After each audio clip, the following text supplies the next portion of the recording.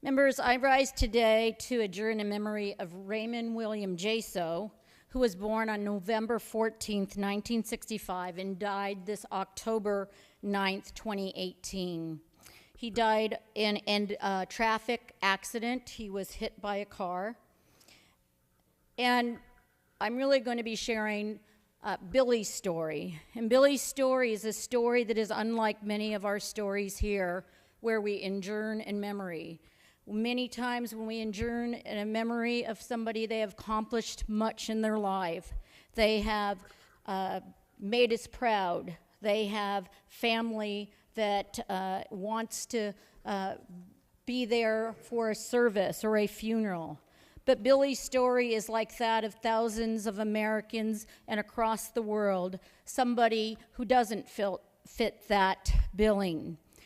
He was eighth in the line of 10 children. He was very active and athletic. He was funny. He was smart. But early on in his childhood, he had difficulties in school. He often was disciplined. As a teacher myself, I think back that he probably did have ADHD, but was not diagnosed. He was born to a teenage mother who had 10 children. And in the time that he was born in the 60s, many times families at that time didn't feel that they could approach school districts and ask for testing. Again, as a 15-year-old mother, she listened to what the teacher said, so he would be disciplined not only at school, but many times at home. This led to not only issues in school, but early interfacing with the juvenile department, where he started a pattern of going in and out of the juvenile system, and that continued really the rest of his life. Billy was somebody who had a young boy before he was 18, and later a daughter.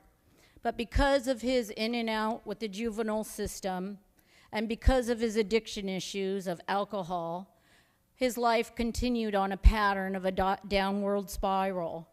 And with many, many family members trying to intervene at every step possible, there was no cure for someone with chronic addiction, alcoholism, which for many of us who have suffered that in families, we know it is a disease.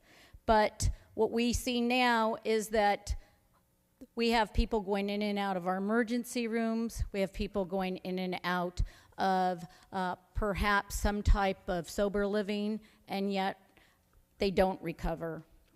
Billy suffered with additional issues because if you've been chronic alcoholic, you would have issues with your health, from liver disease to his eyes to also a hernia. As Billy aged, he continued in the system, and homelessness became an even greater issue as his mother, my mother, did everything possible to be by his side. There still was not a place, as she lived in a senior condo. So even with her trying to help him, she would get letters saying he couldn't stay there. We all tried to help, all of my brothers and sisters. And Billy's story is not unique.